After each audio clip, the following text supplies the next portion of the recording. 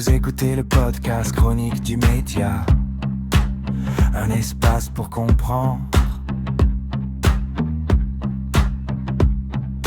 analyser et décrypter les médias.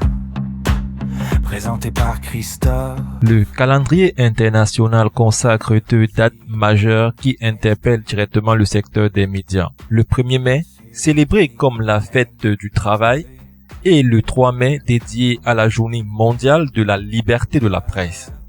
À première vue distincte, ces 2 commémorations se rejoignent pourtant autour d'une même réalité.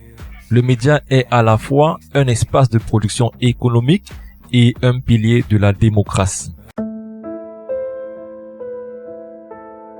Chronique sur le média.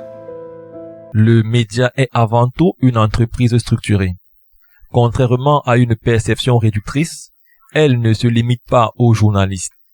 Le média est avant tout une entreprise structurée.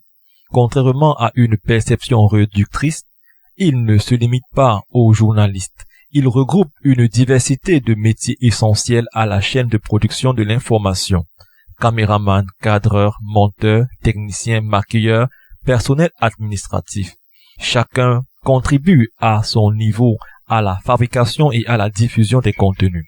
Dans ce cadre, les médias, qu'ils soient publics, privés ou indépendants, sont soumis aux mêmes exigences que toute organisation professionnelle.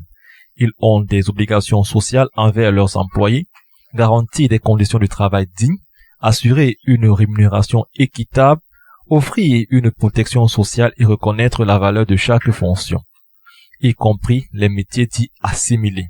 Cependant, la spécificité du secteur médiatique réside dans une seconde exigence tout aussi fondamentale, la liberté de la presse. Le journaliste, au cœur du dispositif, ne peut exercer pleinement sa mission d'informer sans indépendance éditoriale. Cette liberté est essentielle pour garantir une information fiable, pluraliste et au service de l'intérêt public.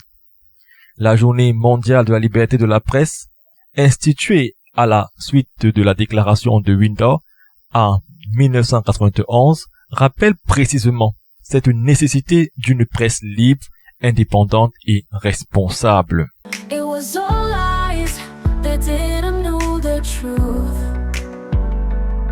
It was all lies, enemies of progress. We are united. Alors, le média se définit comme une entreprise hybride, une structure économique employant une diversité de personnel, un acteur social soumis aux obligations liées au travail, et un instrument démocratique fondé sur la liberté et l'indépendance de l'information. L'équilibre entre ces différentes dimensions constitue un enjeu central pour la fonction saine de ce secteur. Vous suivez Chronique sur le média. Au Cameroun comme ailleurs, les promoteurs de médias sont confrontés à une double responsabilité. Aujourd'hui, le respect d'assurer les droits de l'ensemble du personnel et garantir l'indépendance des journalistes. La crédibilité des médias dépend directement de cette capacité à concilier exigences sociales et impératifs éditoriaux. À très bientôt pour une autre chronique. C'était Chronique du média, un podcast de CN Magnus TV.